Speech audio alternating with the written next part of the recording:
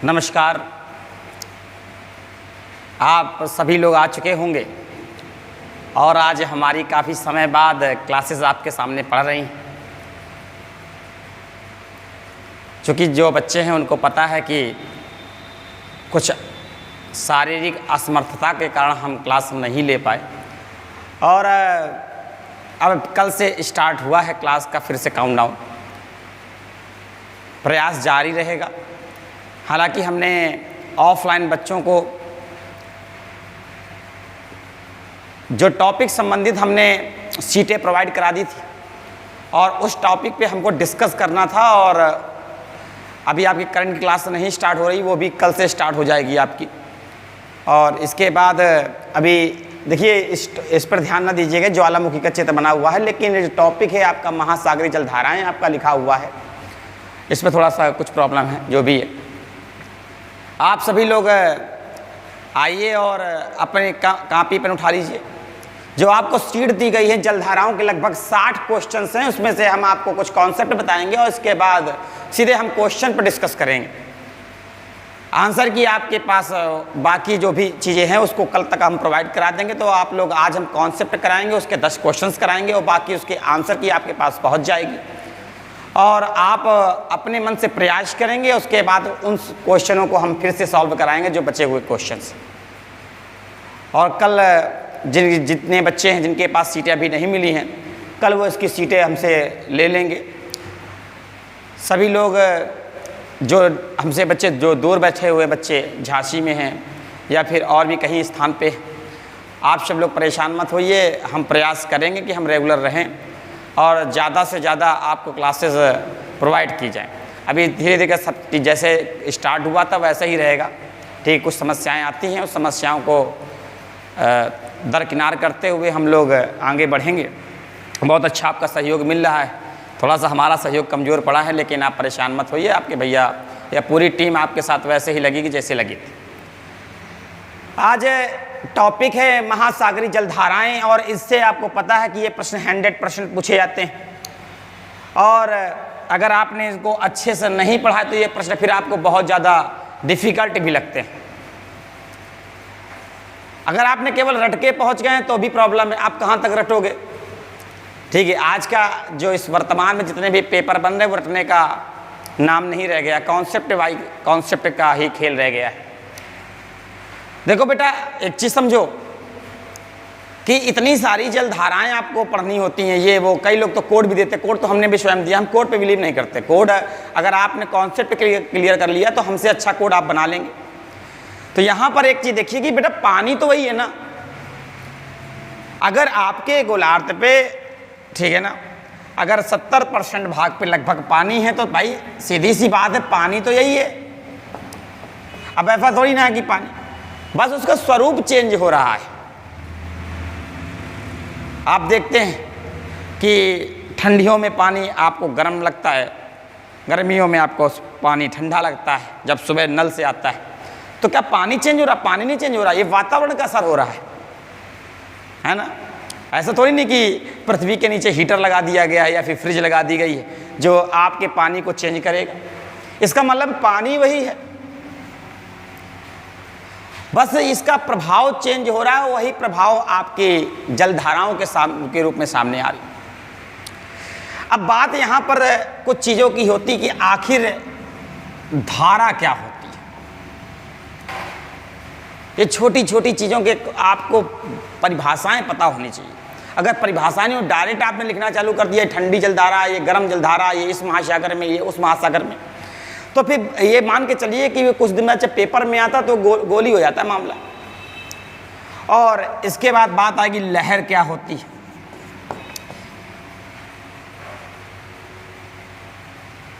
तो हमने आपको बताया कि धारा क्या होती है। बेटा धारा जो जल का स्थायी प्रवाह होता है। क्या होता है बेटा? स्थायी। कहती नहीं नदिया की धारा चल रही है, आपकी सेंगू नदी बह रही तो आराम से बहते हुए जा रही है, स्थायी प्रवाह है। ऐसा नहीं है कि आज इधर चल, ये ऐसे एक रास्ता तय है इनका। जैसे कहते हैं हम स्थायी हो चुके हैं, हमको यहाँ से वहाँ तक जाना, तो स्थायी रूप से आप पहुँच रहे हैं। ये अस्थायी नहीं है कि अचानक रुक गई, बढ़ेगी नहीं, मन नहीं कर रहा सेंगू नदी का आगे बढ़ने का, ऐसा थोड़ी ना। ये एक स्थायी प्रवाह है। और अगर स्थायी प्रवाह है तो कारण किसका है? ये होता है पृथ्वी के घूर्णन के कारण। क्या होता है बेटा? पृथ्वी के घूर्णन के कारण। घूर्णन आप समझ से जानते ही। तो अगर आपसे पूछे धारा क्या है, तो आप सिंपल सी परिभाषा बताएंगे कि धारा जल का स्थायी प्रवाह होता है जो कि पृथ्वी के घूर्णन के कारण संपन्न होता है। लहर क्या है? लहर आप देख रहे हैं कि अचानक ऐसे उठ गई, तो अचानक थोड़ी छोटी हो गई, फिर मीडियम आ गई, फिर बड़ी हो गई। तो क्या क्या ये इसे हम स्थायी बोल सकते हैं? क्या हम इसे स्थायी बोल सकते हैं? तो आप इसको बोलेंगे, इसी को आप अपने लैंग्वेज में कर लीजिए कि सर लहर जो होती है ये जल का अस्थायी प्रवाह होता है। क्या होता है बेटा? अस्थायी प्रवाह। क्योंकि क्वेश्चन कराने इसीलिए बस शॉर्ट में हम छोटी छोटी चीजें आपको बस बताएंगे। अस्थायी प्रवाह होता है जो वायु की गति के कारण होता है। किसके कारण बेटा होता है? वायु की गति। आप देखते हैं समुद्र के पास आप खड़े हो गए, पीछे से वायु ने फोर्स किया तो आपके पास तुरंत और तेजी से आया। ठीक है, आप जब कभी भी बरगद के पेड़ के नीचे, उसके नीचे नदी हो, वहाँ पर बैठ जाइए। ठीक है, तो एकदम से वायु अगर तेज चलने लगे तो लहरें और थोड़ा सा उठने लगती हैं। ठीक है ना, तो बस अस्थायी होता है, क्योंकि अगर वायु शांत हो गई तो लहर भी शांत हो गई। ठीक है, तो अगर ये प्रश्न कभी भी आ जाए इस प्रकार से कि निम्न में से कौन सा स्थायी प्रवाह है, तो धारा, और धारा किसके कारण होता है, ये प्रश्न आ सकता है पृथ्वी के घूर्णन के कारण। और लहर क्या होती है? अस्थायी प्रवाह होता है जो वायु की गति के कारण होता है। तो पहली चीज तो आपको छोटी सी बात इसको ऐसे ही नोट कर लेना है। इसके बाद बात आती है कि हम भैया जलधाराओं को और कितने आसानी से पढ़ें। तो मान लीजिए ये पृथ्वी है, ठीक है, ये 23.5 डिग्री कर्क रेखा है और 23.5 डिग्री मकर रेखा है और ये 0 डिग्री भूमध्य रेखा है। ये आपके ध्रुव हैं। तो बेटा आपको खुद पता है कि जब सूर्य भगवान आपके यहाँ पर बैठे हुए हैं इस जगह पर, और सूर्य की किरणें वर्ष भर अगर लंबवत आपके इस पॉइंट पर पड़ रही है, ये भूमध्य रेखा पर, तो हम क्या ये नहीं कह सकते कि भूमध्य रेखा से जो भी जलधाराएं चलेंगी वो उनकी प्रकृति कैसी हो जाएगी बेटा? गर्म हो जाएगी। याद रहेगा, भूमध्य रेखा से जो भी आपकी चलेगी जलधाराएं वो कैसी हो जाएंगी बेटा? गर्म। तो इसका मतलब कि ध्रुवों से चलने वाली जलधाराएं कैसी हो जाएंगी? ठंडी हो जाएंगी। ये छोटी छोटी चीजें आपको पता रखनी पड़ेंगी ताकि आगे आपको बहुत मदद मिलने वाली। अगर हम निम्न अक्षांशीय स्थितियों के बारे में बात करें, यहाँ पर की बात करें, इस जगह की बात करें, ये कंडीशन, तो यहाँ पर एक छोटा सा कॉन्सेप्ट याद रखना, बहुत सारी जलधाराएं याद आ जाएंगी बेटा। पहले ही बात तो एक काम करेंगे, जितने भी बच्चे नए हैं या फिर देख रहे हैं बेटा, आप सब के सब लोग मैप लेंगे। मैप बहुत ज़रूरी है। आप देखिएगा कि अगर आपका मैप कंप्लीट है तो आपकी हम कुछ जलधाराएं तो केवल मैप से ही ख़त्म कर देंगे। आपको उनकी प्रकृति भी याद हो जाएंगी और कहाँ पर हैं ये भी आपको पता लग जाएगा। अभी आप देखेंगे मैपिंग से ही कंप्लीट होगा। तो यहाँ पर देखिएगा कि अगर यहाँ पर जलधाराओं में एक कॉन्सेप्ट आपको हम बहुत अच्छे से बताने जा रहे हैं, उसको पहले इसको नोट कर लीजिए आप लोग फटाक से, या फिर बात के इसको देख लीजिएगा आप लोग। बहुत अच्छी चीज़ बताने जा रहे हैं। देखिए, अगर ये दिशा मेरी पूर्व है, अपनी मोटी बुद्धि लगाना, सूर्य कंडीशन ये है, इसका मतलब पूर्व साइड की धारा कैसी होगी? गर्म। याद रखना। और ठंडी साइड इधर पश्चिम जो है, यहाँ की जलधारा कैसी होगी? वहाँ पर निम्न अक्षांशीय स्थितियों में ठंडी। अब देखते जाओ, अगर आपको पूर्व और पश्चिम का नॉर्मल सा ये ज्ञान हो गया तो केवल हम देखिए मैप आपका कैसे, हालांकि मैं चाहूँ तो डिजिटल बोर्ड मैप ला सकता हूँ, लेकिन आपको मैप मेरे जैसा ही कंप्लीट होना चाहिए। देखिए हम पूरा मैप बनाने जा रहे हैं आपके सामने, ठीक है? चलिए आप खुद पहचानिए कौन कौन क्या बन रहा है।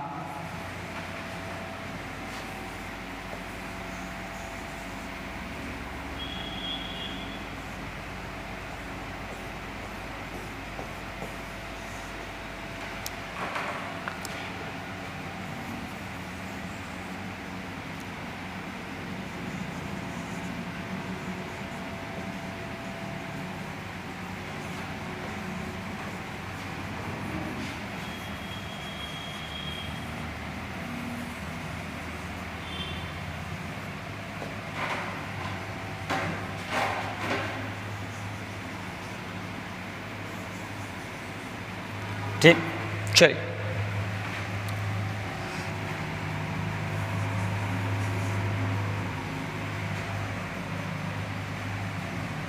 बनना स्टार्ट करें। ऑस्ट्रेलिया, ये तो पता ही होगा अपना भारत। भाई कुछ अगर मान लो कि अगर मैप बनाने में कुछ प्रॉब्लम आ रही है, मान लो कुछ आर्टिस्ट बैठे होंगे कहेंगे भैया थोड़ा और अच्छा बनाओ, तो कितनी तेज बनाए इस पर ध्यान देखिए। अफ्रीका, दक्षिण अमेरिका। आज आपको कॉन्सेप्ट बताया था माध्य ऊंचाई, मतलब ऊंचाई वाला कोई भी प्रश्न होगा किस महाद्वीप में होगा? दक्षिण अमेरिका। कनाडा, ये 49 डिग्री रेखा है बेटा, पढ़ा चुके हैं आपको। USA, Mexico, Greenland. अब ब्रिटेन की जरूरत नहीं है, कोई छोड़ो मारो, यहाँ फ्रांस कोई जरूरत नहीं है। यूरोप। अब आपको पता 2 महाद्वीप जुड़े हुए हैं, तो ये तो एशिया ही हो गया सीधे सीधे। और ये जापान की भी जरूरत पड़नी है हमको, ठीक है। ये छोटा सा हमने बना दिया मेडागास्कर, है ना। अब देखो हमने कहा था एस के आकार का सागर कौन सा है ये बेटा? ये कौन सा है? अटलांटिक। यहां पर कौन सा बेटा? हिंद। बस 2 ही लिखो, बाकी सब क्या है? प्रशांत है। अब कॉमन सेंस की बात करिए आप, ऑप्शन कितने होते हैं? 4। क्या आर्कटिक महासागर ऑप्शन हो सकता है? बर्फ में कौन सा पानी ये दौड़ा लोगे? इसका मतलब एक तो ऑप्शन गलत हो गया। अब यहां पर देखो सबसे कम पानी, इसका मतलब ये आंसर आपको आसानी से मारना है। हिंद महासागर की आपको जलधाराएं आसानी से याद कर लेनी। अब हम आपको केवल वो पूर्व पश्चिम से कंप्लीट करा रहे हैं। अगर हम आपसे पूछें कि पूर्वी ऑस्ट्रेलिया की धारा, तो हमने क्या कहा था कि पूर्वी ऑस्ट्रेलिया लग जाए तो जलधारा कैसी हो जाएगी? पूर्व साइड की कैसी हो जाएगी बेटा? गर्म। समझते जाइए। पश्चिमी ऑस्ट्रेलिया की धारा, आंसर बताइए फटाक से। ठंडी, याद रहेगा। मोजाम्बिक, बेटा हमने मोजाम्बिक के बारे में एक बहुत प्यारा प्रश्न बताया था, किसी को याद आ रहा है? इतिहास के कालखंड में बताया था। हमने कहा था वास्को डी गामा जिस समय आया था तो इसी रूट से आया था, तो अफ्रीका महाद्वीप में वो कहाँ उतरा था? भारत में तो सबको पता है कि कालीकट, ठीक है, जमहूरी का शासनकाल चल रहा था। अगर कभी आ जाए कि अफ्रीका में कहाँ उतरा था, भाई सीधी सी बात है, अब्दुल मनीद नामक गुजराती व्यापारी अगर उसको मिला है तो वो कहाँ पर मिला है? आपको पता है वो मोजाम्बिक में ही उतरा था। अब मोजाम्बिक किस साइड है बेटा? पूर्वी साइड। तो मोजाम्बिक की धारा कैसी हो जाएगी? फटाफट आंसर अब आ रहे होंगे आपको, गर्म। देखते आइए, ब्राजील है, ब्राजील की धारा कैसी हो जाएगी? गर्म। अब देखिए मोटा मोटा यहाँ से आपसे ये वाला ये पोर्शन पूछा गया, ये वाला, ये बेटा फ्लोरिडा। क्या बेटा? फ्लोरिडा। और ये क्या है आपका? कैलिफोर्निया। कैलिफोर्निया। तो याद रखिएगा, अब फ्लोरिडा पूर्व साइड पड़ रहा है तो फ्लोरिडा की धारा कैसी हो जाएगी? गर्म।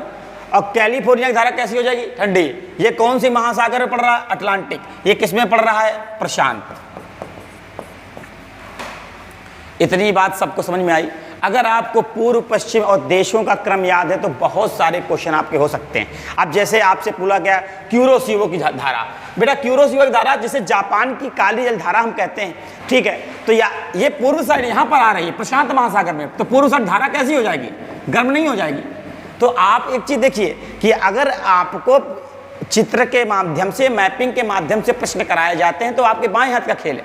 बस अंतर क्या है कि आपको समझ में तो आ रहा हो कि हाँ ये बातचीत तो सही चल रही है, लेकिन आप करना नहीं चाहते, ठीक है ना। जैसे नहीं कि पनीर की सब्जी यार खाने में तो बड़ा मजा आता है, लेकिन बनाए कौन? ठीक है बेटा, एक चीज़ याद रखिएगा कि अगर आप ये सोच ले कि ये टॉपिक थोड़ा सा टफ है, ये हमको नहीं आता है, तो अब बेटा जो नहीं आता है वही आपके लिए सबसे अच्छा है। और अगर आने वाला चीज़ आप पढ़ रहे हो, ठीक है, वो पढ़ रहे हो जो आप बारंबार पढ़ रहे हो, तो ये मान के चलिए कि आप अपनी आप सक्सेस पहले से ही क्लोज किए दे रहे हो, ठीक है। अभी आने वाला पेपर है, आपको सब समझ में आएगा, ठीक है। इसीलिए कह रहे हैं कि इन सब चीज़ों पर दिमाग लगाइए, ये प्रश्न आपके गलत नहीं होने चाहिए। आपके 65 आए हैं, सामने वाले को भी वही प्रश्न आते हैं, आपको भी प्रश्न आते हैं, कोई मतलब नहीं। सामने वाले को जो प्रश्न आते हैं वो तो आपको आ ही रहे हैं, और ये प्रश्न भी अगर आ गए तो ये मान के चलिए वही 5 नंबर का डिफरेंस क्रिएट कर देंगे। इस बात पेट की मेरिट 70 से नीचे नहीं जाएगी, लिख लो कॉपी पेन में।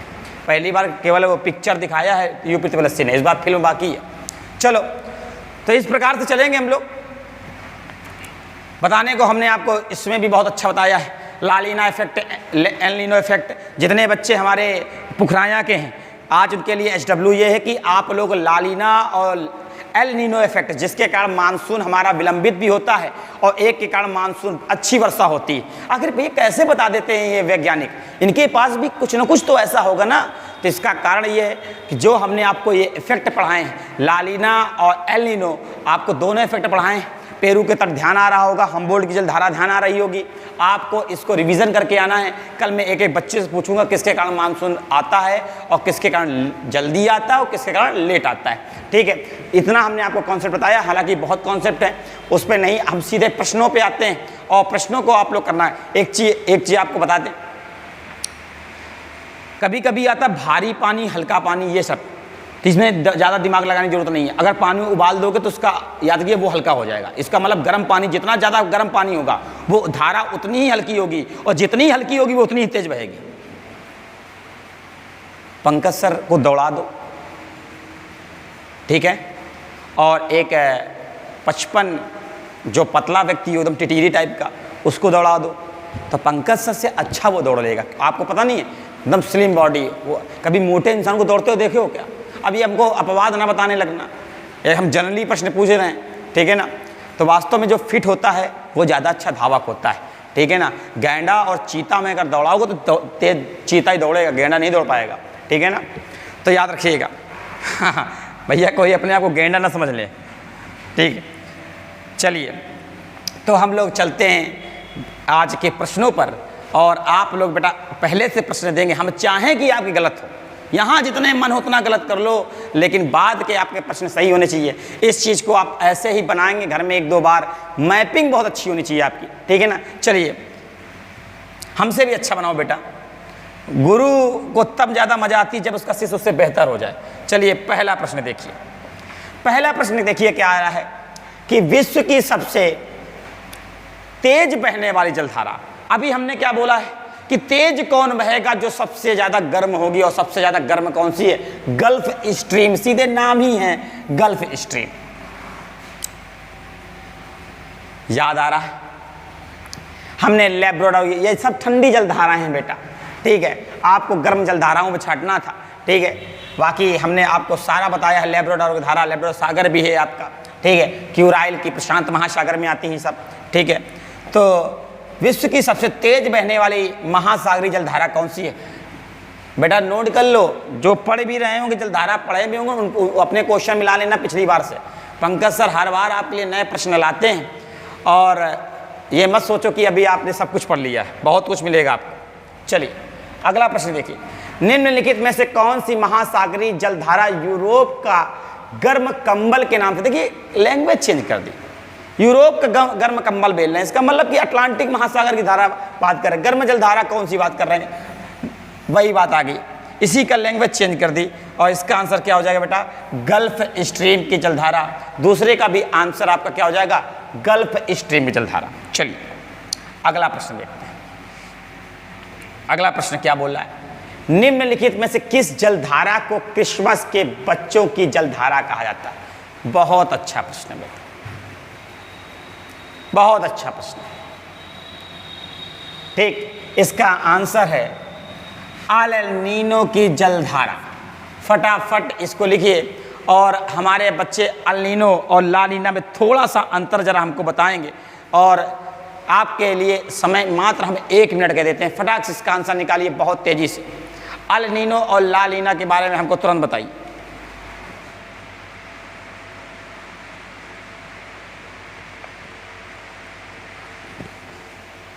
ठीक, रिकॉल करिए फटाफट, क्या बताया था। देखो बेटा, थोड़ा सा हम आपको बता देते हैं इसका संबंध, अगर हम चित्र से ही आपको समझा देंगे। ये ऑस्ट्रेलिया है, ठीक है, और ये आपका दक्षिण अमेरिका है। अभी दक्षिण अमेरिका से प्रश्न भी आया था, हैं, ये ब्राज़ील है, ये पराग्वे है, ठीक है, उरुग्वे, सॉरी, ये अर्जेंटीना है, ये चिली है, ये पेरू है, ये कोलंबिया। अरे कोलंबिया के ऊपर आज हमने करंट का क्वेश्चन कराया है भैया। कितने लोगों को करंट का क्वेश्चन याद है कोलंबिया का? हमने बोला था कि सबसे ज़्यादा तितलियां कहाँ पाई गई हैं बेटा? कोलंबिया में। और अगर भारत की बात करें तो बनेरघट्टा, कर्नाटक। ठीक, तो यहाँ पर इसी का प्रश्न है। अब आपको हम चलते हैं, ले चलते हैं अल नीनो की ओर। ये बेटा यहाँ पर पेरू है, क्या बेटा? पेरू, जिसकी कैपिटल क्या है बेटा? लीमा। तो पेरू में प्रत्येक 3 से 4 वर्षों में उठने वाली गर्म जलधारा है। क्या बेटा? गर्म जलधारा है।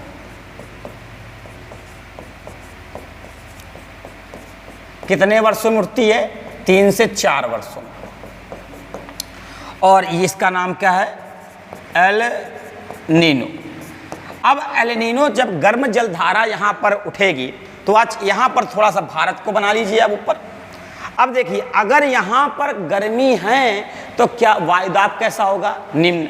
हमने क्या बताया था कि आप लोग कैसे अंदाजा लगाते हो कि आज हमारे यहाँ बारिश होने वाली है?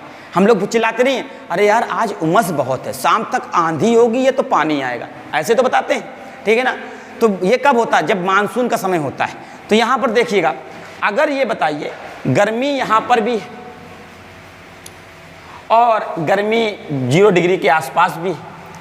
अब मान लीजिए यहाँ पर गर्मी ज़्यादा है, मान लीजिए 60% हो गई है, यहाँ पर गर्मी 40% है। हमने कहा हवाएं किधर चलेंगी? गर्मी की ओर भगती हैं। आपको भी पता है गर्मी की ओर ही चलेंगी। अगर अकबरपुर गर्म हो रहा है तो बाहर से हवाएं आएंगी, अगर बाहर से हवाएं आएंगी तो बादल भी लेके आएंगी। ये तुमको पता है, तुम्हारे पिताजी भी बोलते, तुम भी बोलते यही बात, ठीक है ना, कि आज शाम तक आंधी आ जाए। तो ये बताओ, अगर पश्चिम ऑस्ट्रेलिया से जो मानसून उठेगा तो मानसून गर्मी इधर ज़्यादा है कि इधर ज़्यादा है? तो जब यहाँ पर एल नीनो की, याद रखना, जलधारा आती है तो वहाँ पर गर्मी का क्षेत्र बढ़ जाता है। इसका मतलब हम बोल सकते हैं निम्न वायुदाब का क्षेत्र बढ़ जाता है और फिर मानसूनी हवा भारत की ओर न चल के किधर मुड़ जाती है बेटा? पेरू की ओर मुड़ जाती हैं। और इस प्रकार बेटा भारत का मानसून क्या हो जाता है? विलंबित हो जाता है या कमज़ोर पड़ता है, याद रहेगा। और इसी का उल्टा होता है बेटा ला लीना, जहाँ पर पेरू के तट पे 3 से 4 वर्षों पर हम्बोल्ट की ठंडी जलधारा आती है। अब खुद बताओ, अगर यहाँ ठंडी जलधारा आएगी तो वायुदाब कैसा हो जाएगा? निम्न की जगह उच्च हो जाएगा। अगर उच्च हो जाएगा कि अब हवाएं किधर चलेंगी? 0 डिग्री के पास चलेंगी। और 0 डिग्री में आपको पता है कि 0 डिग्री को मारो गोली, आप सीधी सी बात, कोई भी गोल चीज़ हो उसका जो बीच का क्षेत्र होगा, ठीक है ना, भूमध्य, जैसे पृथ्वी के मध्य का भाग, वहाँ पर घूर्णन सबसे ज़्यादा होता है। और घूर्णन के कारण वहाँ पर एक बल काम करता है, कोरियालिस बल, जो मानसूनी हवाओं को दाहिने और ढकेल देगा। और यही आपका बेटा मानसून आने वाला है और यही है आपका दक्षिणी पश्चिमी मानसून। याद रखिएगा, दक्षिणी पश्चिमी मानसून पर एक चीज़ याद रखिएगा, बहुत से बच्चे गलती कर जाते हैं। वो याद रखना, वो ये सोचते हैं कि दक्षिणी पश्चिमी मानसून को सबसे पहले वर्षा मिलती है केरल को। बेटा वो केरल इसलिए बनता है क्योंकि राज्यों वाला प्रश्न बना है आपसे। केरल, तमिलनाडु, आंध्र प्रदेश, गुजरात, सबसे पहले दक्षिणी पश्चिमी मानसून किसको आएगा? तो केरल है। लेकिन दक्षिणी पश्चिमी मानसून सबसे पहले अंडमान निकोबार को टिक करता है। प्रश्न में देखिएगा कहीं अंडमान निकोबार ऑप्शन तो नहीं है। अगर अंडमान निकोबार नहीं तो दूसरा आंसर क्या बनेगा? केरल, ठीक है ना। तो दक्षिणी पश्चिमी मानसून आने वाला है, तो अगर सबसे पहले किसको टच करेगा बेटा? अंडमान निकोबार। और मुख्य भूमि पे सबसे पहले केरल को टच करता है। सीधे केरल लिखा दिया, काम खत्म। अब खुद सोचो यार कि अगर ये भारत है, ये अंडमान निकोबार, नीचे से मानसून आ रहा, तो क्या ऐसा थोड़ी मानसून का मन नहीं है इससे मिलने का? इससे तो मिलेगा ना। तो याद रखिएगा कि सबसे पहले किसको टच करेगा? अंडमान निकोबार को। आफ्टर देन अगर मुख्य भूमि की बात की जाएगी तो किसका आंसर होगा? केरल। तो ये प्रश्न आपको आज हमने छोटा सा, चूंकि हम सोच रहे थे कि क्यों बताएं, लेकिन बच्चे बोलेंगे बाहर के क्या हमको बता ही नहीं रहे, ठीक है, तो हमने बेटा आपको बता दिया। हालांकि इसको आप जल्दी जल्दी बता रहे हैं तो चूँकि क्वेश्चन कंप्लीट कराने हैं, तो आप इसको दोबारा से देख लीजिएगा, ठीक है। चलिए आगे चलते हैं। इसका आंसर आ चुका होगा बेटा, अल नीनो जलधारा, और इसके बारे में हम बता चुके हैं आपको। अगला देखते हैं। अगला प्रश्न आपसे पूछा गया है कि वह कौन सी सबसे बड़ी जलधारा है जिससे उसके काले पानी के कारण, काली जलधारा, काले पानी के कारण नहीं होता बेटा, वो गर्म और ठंडे का मिश्रण होता है, वहाँ पर एकदम वाष्प उत्पन्न होने लगती है। काला पानी कुछ नहीं होता है, काला पानी का होता है। अब लोग बोलते थे काले पानी की सजा, अरे सीधी सी बात है यार, समुद्र के बीच में डाल दो कि इधर कुछ दिखेगा नहीं, इधर कुछ दिखेगा नहीं, काला पानी तो हो ही जाएगा, ठीक है। इसका आंसर कहाँ हो जाएगा भाई? क्यूरोसियो की जलधारा, जिसे हम काली जलधारा के नाम से बोलते हैं, काली जलधारा, ठीक है। ये बेटा कहाँ पर है? लिखना है जापान। अगर जापान में तो किस तट पे? तट भी पूछ ले तो आंसर क्या होगा? पूर्वी तट पे, ठीक। याद रखिएगा जापान के बारे में हम ऑलरेडी बता चुके हैं, द्वीपीय देश है, होन्सु, क्यूशु, शिकोकु, होकैंडो, ये सब द्वीप आपको मिलेंगे यहाँ पर। धनुष की आकृति है इसकी, कैसी बेटा? धनुषाकार आकृति का हुआ है। चलिए आगे चलते हैं। अगला प्रश्न पूछा जा रहा है, निम्न में से किस जलधारा को हम्बोल्ड्ट की जलधारा के नाम से भी जाना जाता है? अभी हमने क्या बताया, हम्बोल्ड्ट की जलधारा कहाँ उत्पन्न होती है बेटा? तुरंत अब तो गलत नहीं होना चाहिए, ये मान के लो फोन के अंदर घुस के मारेंगे, ठीक है। पेरू के तट पर नहीं उत्पन्न होती है, 3 से 4 वर्षों पे। कैसी जलधारा बेटा? ठंडी जलधारा है, याद रहेगा बेटा। चलिए अगला। अब देखो इस प्रश्न में याद वापस देखो, अभी अगर आपको इतना भी पता हम्बोल्ड्ट की जलधारा कहाँ पर है, फॉकलैंड अभी हमने बता ही दिया है आपको, एक मैक्सिको के पूर्वी साइड, ब्राज़ील पता ही है, एल नीनो भी बता ही दिया है आपको। ये कैसी जलधारा है? आपसे ठंडी है, सॉरी गर्म। चारों आंसर मिल गए आपको। अगला देखो, महासागर में जलधाराओं के बनने का कारण क्या? वायुदाब, हवाएं, बिल्कुल अभी हमने बताया आपको, ठीक है। पृथ्वी का परिभ्रमण व गुरुत्वाकर्षण बिल्कुल है आपका।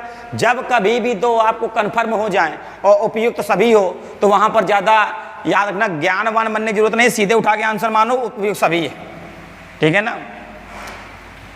अगला देखो, अगला, समुद्र की गर्म जलधाराएं किस ओर जाती? बहुत प्यारा प्रश्न।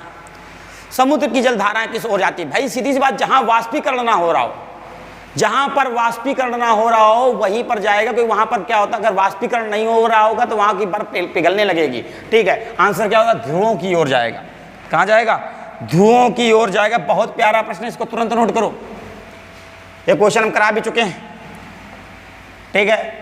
अगला, ये क्वेश्चन कहीं हूँ गलत, कई लोग भूमध्य सागर लगाए होंगे, अरे वहां पर वाष्पीकरण ऑलरेडी रहता है यार भाई, सबसे ज्यादा वाष्पीकरण वही तो होता ही है। अगला, किस सागर के चारों ओर समुद्री जलधाराएं प्रवाहित होती? सारगोशो सागर।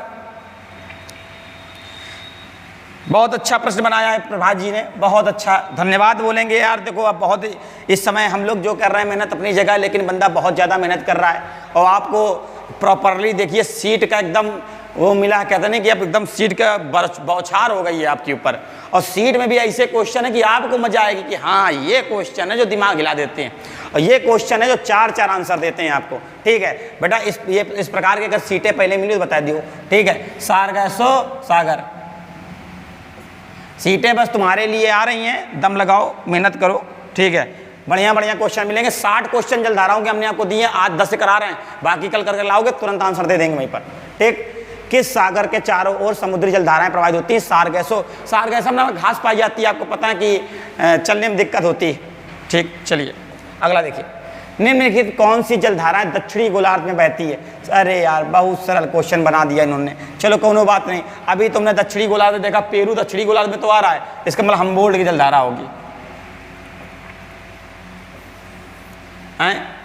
हो गया। अगला देख, गल्फ स्ट्रीम की धारा की उत्पत्ति होती है। अरे गल्फ स्ट्रीम सीधे सीधे मैक्सिको की खाड़ी, अगर गर्म है तो